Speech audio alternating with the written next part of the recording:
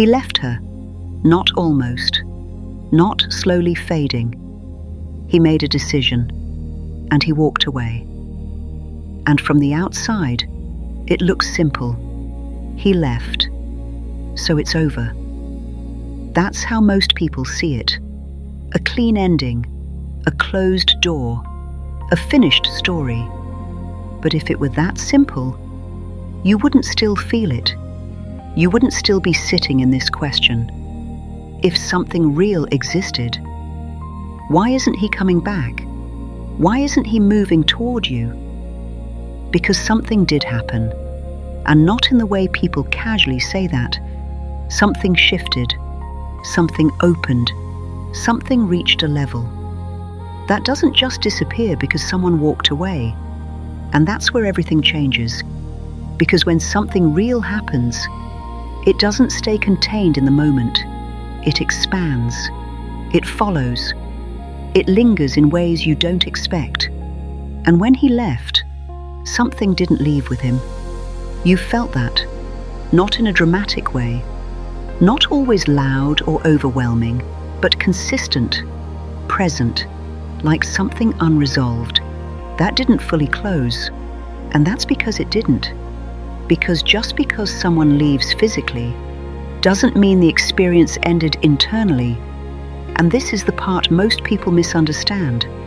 They think distance means disconnection. They think silence means absence. They think no movement means no feeling. But that's not how this works.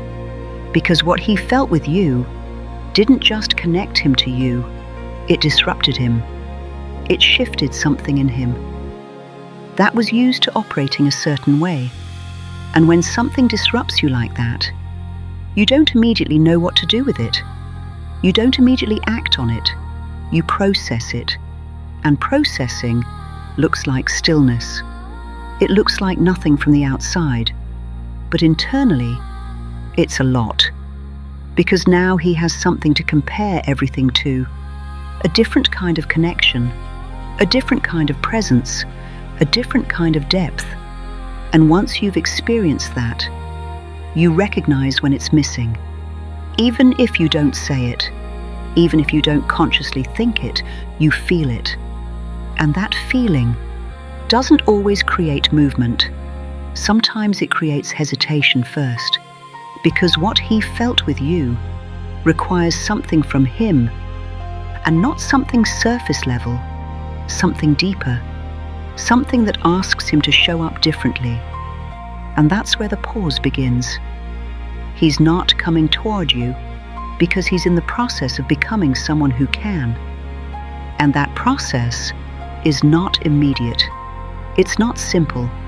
It's not something he can rush, because what he felt with you didn't just invite him into something, it exposed everything in him that isn't aligned with it. His patterns, the ways he pulls away when things get real, the ways he avoids when things deepen, the parts of himself that were never challenged before, and now they are. And once something like that is activated, it doesn't turn off. It stays, it waits, it builds. Even if he tries to distract himself, even if he tries to move forward like nothing happened, even if he tells himself it wasn't that deep, something underneath that keeps bringing him back to it. And that's where he is. Not in a place of not feeling, not in a place of forgetting, but in a place where something real is forcing him to see himself differently. And that's uncomfortable, because now it's not just about you, it's about him. Who he is, how he shows up, what he avoids, what he's been getting away with. And once that awareness starts, it doesn't go away. It grows, it expands, it becomes harder to ignore. Because now there's contrast between what he felt with you and how he's been living. And that contrast creates pressure, internal pressure, not from you, not from anything external, from himself. Because now he knows, even if he hasn't fully admitted it, He knows something real happened, and knowing that comes with responsibility. Because once you're aware of something like that, you can't go back to being unaware. You can delay, you can distract, you can stay busy, but you can't undo it. So instead of moving forward immediately, he slows down. Not because nothing is happening, but because too much is happening internally. He's not ready to move yet, and that distinction matters, because not ready is not the same as never. Not moving is not the same as not feeling, and distance is not the same as disconnection. It's a phase, a process, a space where something is being restructured. Because if he came back as the same version of himself, he would lose you again. And something in him knows that.